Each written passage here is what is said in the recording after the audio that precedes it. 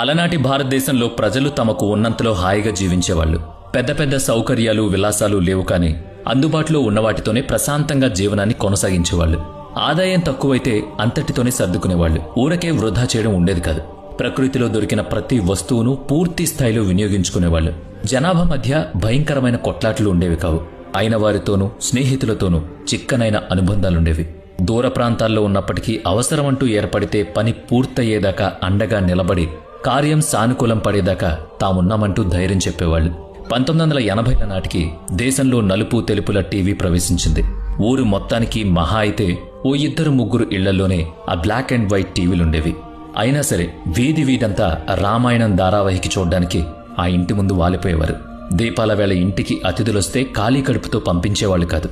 ఆకలిగొన్న వాళ్లకి పట్టెడన్నం పెట్టగలిగిన వాళ్లు అదే పెట్టేవాళ్లు. కలిగినళ్లలో అయితే అంతకు తగ్గట్టుగా మర్యాదలు జరిగేవి. ప్రజల్లో పరస్పరం ఆదరణ ఆప్యాయతలు అలా ఉండేవి. నేటి పరిస్థితులు నాటి కాలానికంటే చాలా భిన్నంగా ఉన్నాయి. ఏ కాలంలోనైనా పిండి కొద్దీ రొట్టె అన్నది నిజం. కాకుంటే ఈనాటి పరిస్థితుల్లాగా ఆనాడు మరీ వేగిరపాటు ఉండేది కాదని మాత్రం చెప్పుకోవచ్చు. అందుకే పాత జ్ఞాపకాల్ని తాజాగా తలుచుకుంటూ మాటలు కలబోసుకుంటూ ఉంటే ఏదో తెలియని ఉద్వేగం, ఆపై ఎంతో ఉత్సాహం కలుగుతుంది. వింటేజ్ కార్లు, vintage food, vintage clothing, vintage houses, ఇలా ప్రతిదీ పాతకాలపు వస్తువులతో మన మధురమైన జ్ఞాపకాలు ఎన్నో నెమరు వేసుకుంటూ ఉన్నాం. వాటి తాలూకు ఛాయాచిత్రాలు చూస్తుంటే మనసు పులకరిస్తుంది. ఆ వింటేజ్ ఫోటోగ్రాఫ్స్ మనల్ని విస్మయానికి గురిచేస్తూనే ఉంటాయి. నిజానికి మీరు వాటిని గడిచిన చరిత్రకు ఆనవాళ్లుగా పరిగణించొచ్చు. తలలూపుతున్న పంట చేలు, సడి చేయకుండానే పారుతున్న పంట బోదలు, కాలోపై అడ్డపెట్టెలు, దూరంగా తెరచాప నావలు, పిల్లల ముఖంపై స్వచ్ఛమైన చిరునవ్వు, రైతు సోదరుడి తలకు పాగ, ఓ చేతిలో కొడవలి మరో చేతిలో కోసిన ధాన్యపు కంకులు, నీళ్ల కావడి మోస్తున్న పనివాళ్లు, గిల్లికజ్జం పెట్టుకునే తుంటరి అల్లర్లు, చాటుగా కోసుకు తినే జాంకాయలు, మామిడికాయలు. అబ్బో, ఇలా చెప్పుకుంటూ పోతే మైకం కమ్మేలా ఉందంటే నమ్మండి. పాత జ్ఞాపకాలు మత్తు అటువంటిది. మరీ పురాతన కాలమేం కాదు. ఓ 4 దశాబ్దాలు వెనక్కి, అంటే 1980ల నాటి భారతదేశం సంగతులు చెప్పుకుందాం. 3.5-4 దశాబ్దాల స్వతంత్ర భారతదేశంలో సంపూర్ణ అక్షరాస్యత ఇంకా సాధించబడలేదు. దాదాపు గ్రామీణ భారతం వ్యవసాయం, పాడి పరిశ్రమల మీదే ఆధారపడి ఉండేది. మట్టి ఇళ్లు, పూరిపాకలు, పెంకుటిళ్లు, ఇల్లెంత చిన్నదైనా కుటుంబ సభ్యులు మాత్రం గడబిడ పడేవాళ్లు కాదు. గంపెడు సంసారం ఉన్నా కూడా అందులోనే పెరిగి పెద్దై వివాహాలు కూడా అక్కడే అయ్యేవి. మట్టి పేడ అడుసు తొక్కి అలికిన ఇంటికి సున్నంతో ముగ్గులు చల్లితే ఆ అందమే వేరు. ఊళ్లల్లో చిన్న చిత్కా దుకాణాలు కూడా ఉండేవి. టీ దుకాణం, దర్జీ దుకాణం, సైకిల్ రిపేరింగ్, గిన్నెలకు మాట్లు వేయడం, కొలిమి వద్ద ఇనుప పనులు, బట్టీలో కుండలు ఇటుకలు కాల్చేవాళ్లు. ఆ అవకాశం కూడా లేనివాళ్లు సైకిల్కో పెద్ద గెడకర్రకో సామాన్లు తగిలించుకుని తామే మోస్తూ వీధి వీధి తిరుగుతూ అమ్ముకునేవాళ్లు. విద్యుత్ సౌకర్యం ఉండేది, కానీ విద్యుత్ కోతలు మాత్రం విపరీతంగా ఉండేవి. ఇలా ఇళ్లల్లో పెట్రోమాక్స్ లైట్లు, కిరోసిన్ బల్బులు మాత్రం కంపల్సరీ. కనుకనే పొదుగూకంగానే ముందే పనులు ముగించుకునేవాళ్లు. 80వ దశకంలో మరి ఇలా ఉండేదా అని ఆశ్చర్యపోకండి. చాలా గ్రామాలు, కుగ్రామాల్లో ఇంతకంటే తక్కువ సౌకర్యాలే ఉండేవి. ఇంకా చెప్పాలంటే రవాణా కూడా లేని మారుమూల పల్లెల్లో విద్యుత్, మంచినీటి సరఫరాలు ఉండేవే కాదు. ఓ మోస్తరు పంచాయతీల్లో వీధి దీపాలు వెలిగేవి. అదే వెలుతురులో చాలా మంది తమ పనులు చేసుకునేవాళ్లు. దాని క్రిందనే తోపుడు బళ్లు పెట్టుకుని వ్యాపారాలు చేసుకునేవాళ్లు. బాగా చదువుకునే పిల్లలు ఆ వీధి దీపాల వెలుగులోనే చదువుకునేవాళ్లు. ఉంటేగింటే ఓ మంచినీళ్ల ట్యాంక్ కూడా అంతెత్తున ఉండేది. రహదారులు చాలా వరకు మట్టి రోడ్లు లేదా అందరి నడకల వల్ల నలిగిన దారులే తప్ప ఇలా తార్ రోడ్లు, సిమెంట్ రోడ్లు ఉండేవి కాదు. ఆ మట్టి దారులు వానాకాలంలో బురదగుంటలయ్యేవి. జారిపడ్డవాళ్లు బొంగమూతి పెడితే పాదాలకు మట్టి బూట్లు అయ్యాయని పిల్లలు తెగ ఆడుకునేవాళ్లు. ఏ కాలువగట్టు వెంటో సైకిల్ మీద వెళితే చక్రాలు మట్టి లోపలికి కూరుకుపోయి పెద్ద పెద్ద బండ్రాలలా తయారయ్యాయి. రచ్చబండ వద్దనో ఊరి బొడ్రాయి వద్దనో 10 మంది చేరి కష్టసుఖాలు చెప్పుకునేవాళ్లు. ఒకరికి హాని తలపెట్టాలని తలంపి ఉండేది కాదు. తిండి తిప్పల సంగతి అంటారా, మొత్తం దేశీ వంటకాలే. స్థానికంగా లభించే ధాన్యాలు, పప్పులు, కూరగాయలే కనుక తక్కువ తిన్నా ఎక్కువ తిన్నా ఆరోగ్యం మాత్రం కంపల్సరీ. ఓ మోస్తరు అనారోగ్యానికి వంటింటి దినుసులే మందు మాకు. గ్రామాల్లోని పెద్ద మనిషో, గుడి పూజారిగాను, బడిపంతులుగాను ప్రకృతి వైద్యం చేసేవాళ్లు. వడ్లు దంచడానికి రోళ్లు, పిండి ఆడ్డానికి తిరగళ్లు, వండుకోవడానికి మట్టి కుండలు, సరుకుల నిల్వకు మట్టి ఇత్తడి పాత్రలు ఉండేవి. ఇక వంట చెరుకుగా అయితే పిడకలు, ఎండు పుల్లలు, కట్టెలు ఉండేవి. అంటే ప్రకృతి నుంచి వచ్చే వాటితోనే మన అవసరాలు తీరేవి. వృధా చేయడం అనేది దాదాపుగా ఉండేది కాదు. ఎందుకంటే ప్రతి దానికి ఆ రోజుల్లో చాలా విలువ. ఇక చర్కా తిప్పి దారం తీసి మగ్గన్నేసి బట్టలు తయారు చేసుకునేవాళ్లు. ఇంటర్నెట్ లేదు గనుక ప్రజల్లో ప్రాపంచిక విషయ పరిజ్ఞానం ఉండేది కాదు. ఎక్కడో ఢిల్లీ నగరంలో జరిగిన విషయాలు ఊళ్ళో వ్యక్తి చెప్పాడనుకోండి, ఇహ చూడండి అతను పెద్ద మేధావి, గొప్ప గౌరవం కూడా దక్కేది. ఏ మాటకామాట చెప్పుకోవాలి. మనుషులు ఒక పద్ధతిగా ఉండేవాళ్లు. కాస్త మరుగు, ఒకంత సిగ్గు, చెప్పుకునే స్థాయిలో మంచి మర్యాద పాటించడం ఉండేవి. సాధ్యమైనంత వరకు గ్రామాలు శుభ్రంగానే ఉండేవి. ఆనాటి మనుషులు మనసుల్లాగా. 1981 నాటికి దేశంలో అక్షరాస్యత శాతం 41. స్కూళ్లల్లో మాస్టారు చెప్పింది చదవడమే తప్ప వేరే మార్గం లేదు. గ్రంథాలయం, అందులో బోలెడు పుస్తకాలు ఉండే వ్యవస్థ చిన్న గ్రామాల్లో ఉండేది కాదు. ఏకోపాధ్యాయ పాఠశాలలే ఎక్కువ. అందులోనూ పైకప్పు లేని బడులకైతే చెప్పనక్కర్లేదు. వర్షాకాలంలో సెలవు లేక ఇంగ్లీష్ మాట్లాడటం నేర్పిస్తామంటూ గోడల మీద ప్రకటనలు రాసేవాళ్లు.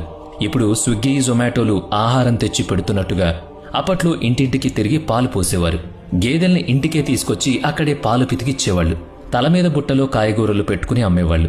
కరివేపాకు, కొత్తిమీర కూడా డబ్బులకు కాకుండా గిద్దెడు, సోలెడు బియ్యానికిచ్చేవాళ్లు. పట్టణాల్లో అంబాసిడర్ కార్లు, పద్మిని కార్లు తిరిగేవి. అలాంటి కారు కలిగి ఉండడం ఓ పెద్ద హోదా, అదేదో గొప్ప. పెద్ద పెద్ద బ్రాండ్ల శీతల పానీయాల కంటే గోలీ సోడాకే యమగిరాకి. అప్పుడు చెక్కబండి మీద అమ్మే రాతి ఉప్పును కొని నిల్వ చేసుకునేవాళ్లు. నీటి సరఫరా లేని చోట చేతి పంపులు వాడుకునేవాళ్లు. దేశ విదేశాల కబుర్లు పెద్దగా తెలిసేవి కావని చెప్పుకున్నాం కదా. మరి విషయాలు ఎలా తెలుస్తాయంటే దినపత్రికల ద్వారా, రేడియోల ద్వారానే. న్యూస్ పేపర్ కూడా రాని ఊళ్ళుండేవి, కానీ రేడియో న్యూస్ వినకుండా పనికెళ్లేవాళ్లు ఉండేవాళ్లు కాదు. గ్రామీణ కుటుంబాల్లో సభ్యులందరూ ఏదో ఒక పని చేసుకునేవాళ్లు. ఇంట్లో ఉండే ఆడవాళ్లు సైతం కుట్లు, అల్లికలు వంటివి చేసేవాళ్లు. చెప్పులు కుట్టినా, బండి తోసినా, పొలం దున్నినా, నీళ్లు మోసినా నామోషి మాత్రం ఉండేది కాదు. హోదాలో, ఆదాయంలో తేడాలుండేవి తప్పితే చేసే పని పట్ల చిన్నచూపు మాత్రం ఉండేది కాదు. ఇక రాజకీయాలంటారా, ఎన్నికల వేళలో గొప్ప కోలాహలంగా ఉండేది. ఇక 1975 నాటి ఎమర్జెన్సీతో ఇందిరాగాంధీ పదవి కోల్పోవడం, కాంగ్రెసేతర ప్రభుత్వంలో మొరార్జీ దేశాయ్ ప్రధాని కావడం ప్రజల్లో రాజకీయాల పరంగా ఓ ఆలోచన మార్పును కలిగింపజేశాయి. అయినా పార్టీలో కలకలులకలు తప్పవు కదా. అధికార మార్పిడిని ప్రజలు కోరుకున్న స్థిరమైన ప్రభుత్వాన్ని ఏర్పాటు చేయడంలో నాయకులకు నిబద్ధత కరువైంది. ఆ ప్రభావం నిత్యావసర వస్తువుల ధరలను ఆకాశానికి చేరేలా చేసింది. సాధారణ ఉప్పు, పప్పు, కూరగాయలు బాగా ఫిరుమయ్యాయి. 1980లలో 10 గ్రాముల బంగారం 1330 రూపాయలుండగా 1980 నాటికి 1800 రూపాయలైంది. ఇక కిలో వెండి ధర అంటారా, అందుబాటులోనే ఉండేది. లీటర్ పెట్రోల్ ధర 8 రూపాయలు. బహుదూరమైతే తప్ప ప్రజలు ప్రభుత్వ రవాణాన్ని ఎంచుకునేవాళ్లు. స్థానికంగా సైకిళ్లనే ఉపయోగించేవారు. ఇక కాలినడకన పోగలిగే దూరాలకైతే నడుచుకుంటూ వెళ్లేవాళ్లు. కనుకనే రోజుకు 2000 పెట్రోల్ అమ్ముడైతే గొప్పగా ఉండేది అప్పటి బంకుల్లో. రాజకీయాలను పక్కన పెడితే రోజువారీ ఆహారంలో భాగమైన ధాన్యాల ధరలు ఈనాటి ధరలతో పోలిస్తే చాలా చాలా తక్కువ. 1980వ దశకంలో లీటరు పాలు 8 రూపాయలు, కిలో బియ్యం 1 రూపాయి, కిలో పెసలు 2 రూపాయలు, క్వింటాళ్ల గోధుమలు 142 రూపాయలు, పంచదార కిలో 5 రూపాయలు. ఈ ధరలు ఇప్పటికీ తక్కువ కావచ్చు, కానీ అప్పుడు అవి చాలా ఎక్కువ. వాటిని కూడా కొనుగోలు చేయలేక రోజుకు 2 పూటలా తినలేని వాళ్ళు కూడా చాలా మంది ఉండేవాళ్లు. సగటు రోజుకు 100 లేదా 200 రూపాయలు సంపాదించగలిగిన సామాన్యుడి కుటుంబం పోషణకు ఆ మాత్రం ఆదాయాన్ని సరిపెట్టుకునేవాళ్లు. ఇక సినిమాల వంటి వినోద రంగంలో ఇప్పటి ట్రెండ్స్ ఎలా ఉన్నాయో మీకు తెలుసు. Heavy makeup, heavy costume, heavy jewellery, విదేశీ లొకేషన్స్, అతి భారీ ఖర్చులు, అందుకు తగ్గట్టే టికెట్ ధరలు, ఇవన్నీ మనకు అనుభవమే. 1980లలో కూడా మేకప్ ఉండేది, కానీ మరీ అంత ఎక్కువ కాదు. తక్కువ మెరుగులతోనే ఆకర్షణీయంగా తయారయ్యేవాళ్లు. ఆ కాలపు సినిమా ఫంక్షన్లు కూడా ఎంతో ఆర్భాటరహితంగా ఉండేవి. ఎంతో కొంత మోడర్న్ దుస్తుల్లో, పాశ్చాత్య ధోరణిలో తెరపై నటించిన వారు కొందరున్నారు. ఆనాటి నటీనటుల్లో దేశీయంగానూ అంతర్జాతీయంగానూ పేరు ప్రఖ్యాతులు సంపాదించుకున్న వాళ్లు ఉన్నారు. మనం ఒక విషయం తప్పక గుర్తు చేసుకుని తీరాలి.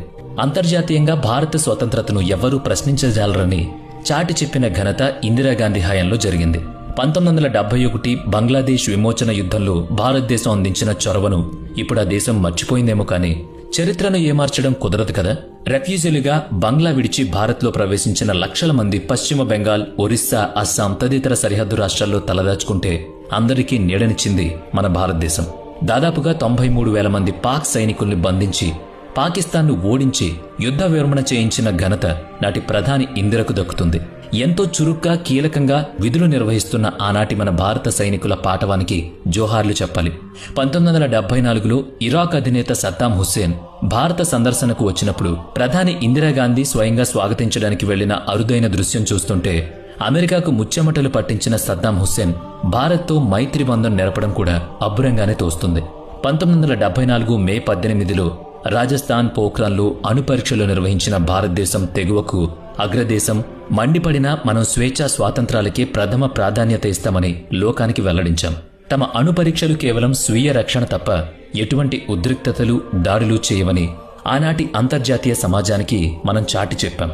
1980లలో భారతదేశం మూడో ప్రపంచ దేశాల స్థాయి నుంచి అభివృద్ధి చెందుతున్న దేశాల స్థాయికి ఎదిగే ప్రయత్నాలు ప్రారంభించి నేడు విశ్వగురు స్థాయికి చేరుకునే దిశగా పయనిస్తోంది.